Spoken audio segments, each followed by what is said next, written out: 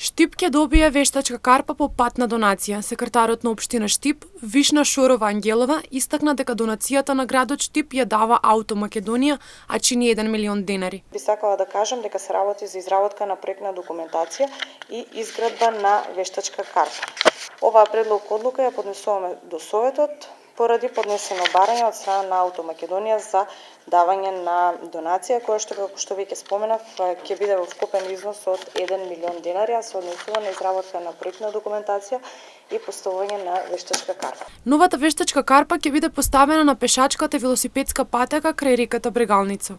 Оваа вештачка карпа ќе биде поставена по течението на река Брегалница или поточно во близина на паркот за миленици, фитнес паркот и така натаму, значи на тој потек.